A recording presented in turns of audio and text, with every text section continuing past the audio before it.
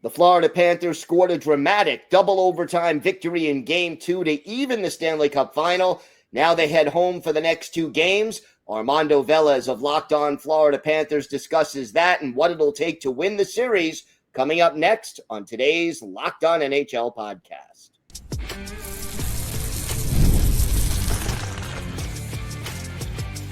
You're Locked On NHL, your daily podcast on the National Hockey League.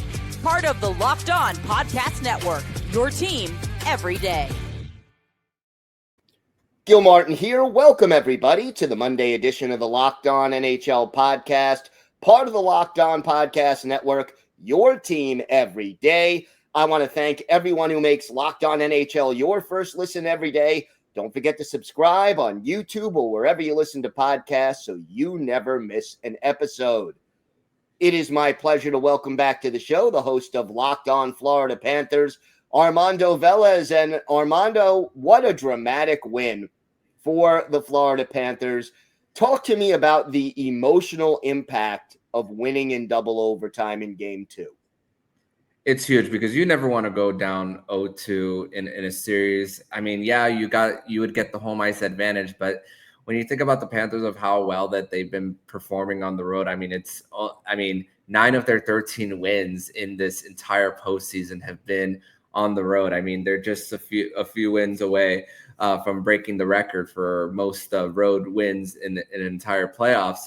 So the fact that you would go down 0-2 would have been so deflating, especially 2 overtime games where it could have been one way or the other. I mean, this could be 0-2 in the Panthers direction. This could be 0-2 in the Oilers direction. But I mean, the fans are getting what they want. They nobody likes a short series. So going back 1-1, it's just been a treat for fans, even outside of the Florida Panthers and the Edmonton Oilers. So it's been what a treat. And thankfully, the Panthers just dominating that overtime, only allowing one shot on goal, and the big save on Kapanen from Sergei Bobrovsky, and then Brad Marchand on the breakaway to win it in overtime. And especially because earlier in that game, he got the shorthanded goal that gave the Panthers a 4-3 lead. I mean, Brad Marchand, what can you say about him? 3 goals, Nate Schmidt, 4 assists. Those have been guys who have been just performing well. Seth Jones has been steady with the blue line, him and Nico Mikkola. That has been such a great pair. I mean, you can't ask for a better situation for the Panthers. But I mean, and it's coming with a team that there's been 9 periods played, and you could argue that the Panthers have only won 3 of them.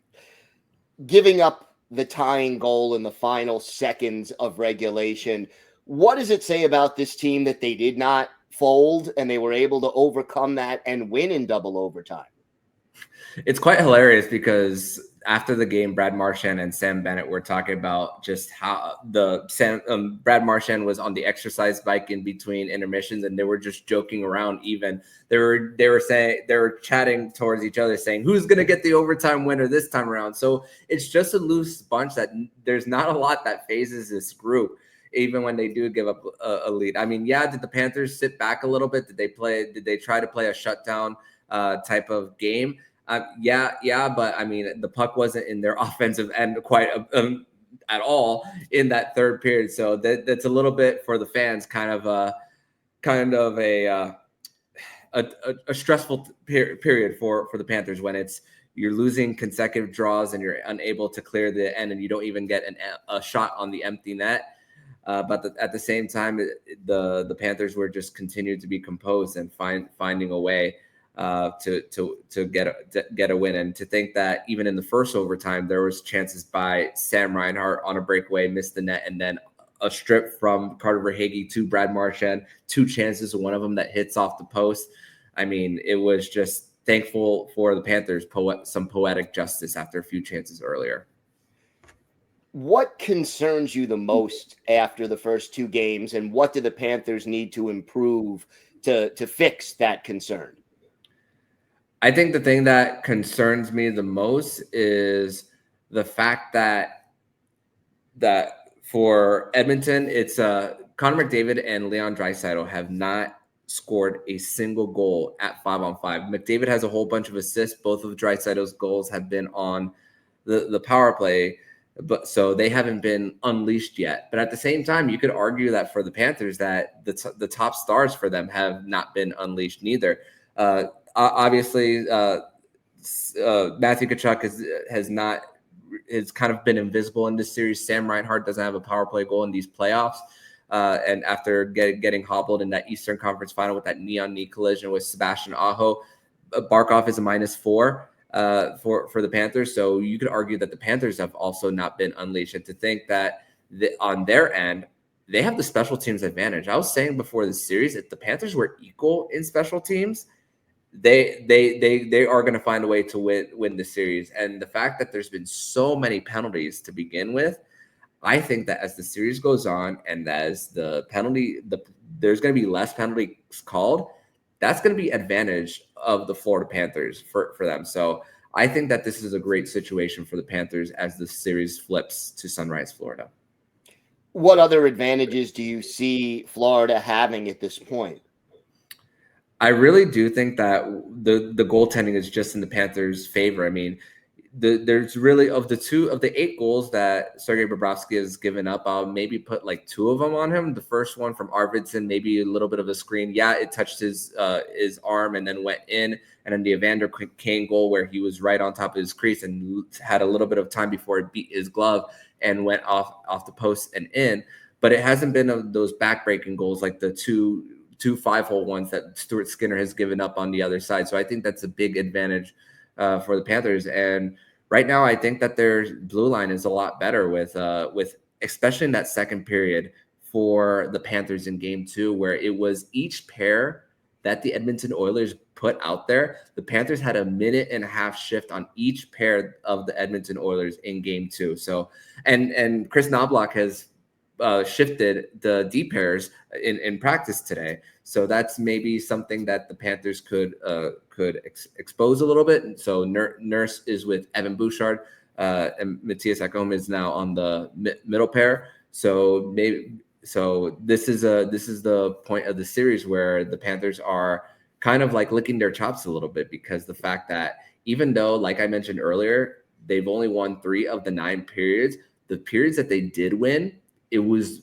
more of a swing in their direction versus some of them have been slightly in the Oilers' direction. I mean, in Game 1, the Oilers owned the possession, but the Panthers owned the scoreboard. Right. With the net front presence of Brad Marchand, the challenge, and then Brad Marchand scoring on that power play goal. So the Panthers have also been pretty opportunistic, even though they did give up that 3-1 lead in Game 1.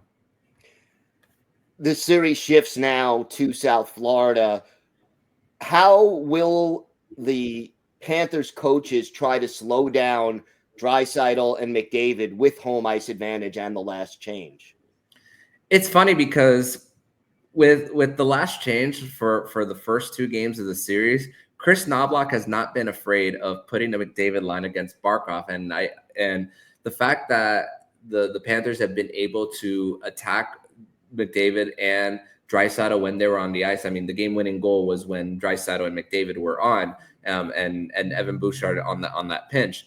So the fact that you have that luxury of putting maybe an Anton Lundell, Brad Marchand, and Eetu Luostarinen on that line more, and then maybe the Barkov line, depending on the status of Ryan Nugent-Hopkins, because he's right now a game-time decision, you put him on that line.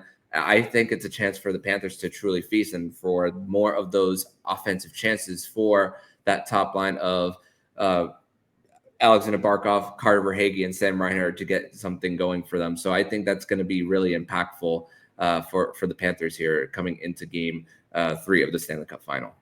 If you're the Panthers, do you prefer Draisaitl and McDavid on the same line, or you like it better when they're split up?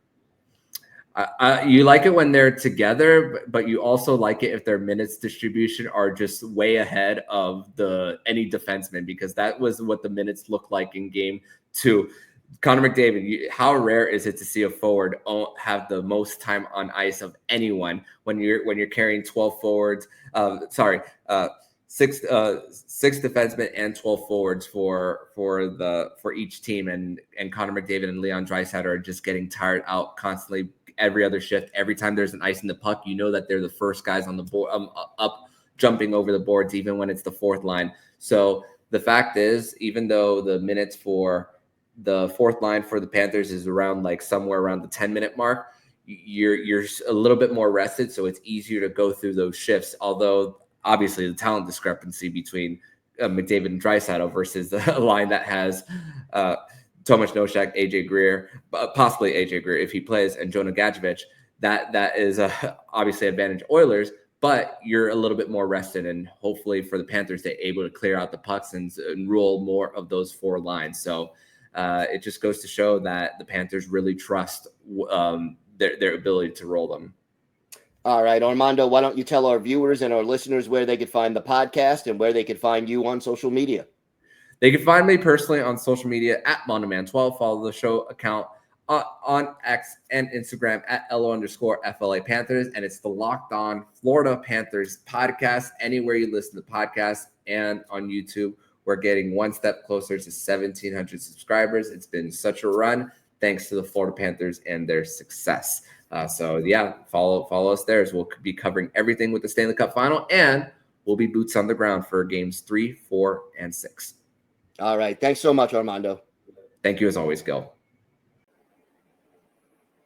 Today's episode is brought to you by your friends at Monarch Money. Ever check your bank account and wonder, where did all my money go? Between dining out, online shopping, and entertainment, it's easy to lose track, but that's where Monarch Money comes in. It's your personal CFO, giving you full visibility and control over your finances. Monarch Money isn't just a budgeting app, it's a complete financial command center. You could track all your accounts, investments, and spending all in one place, so you stop just managing your money and start building wealth. When I started using Monarch, I realized just how much I was spending on food delivery. Now I budget smarter and save more. I'd still love eating out, but not at the expense of my financial well-being.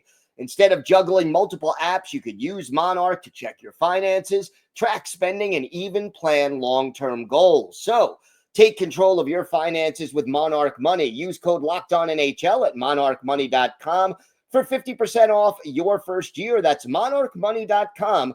Code LOCKEDONNHL for half off your first year.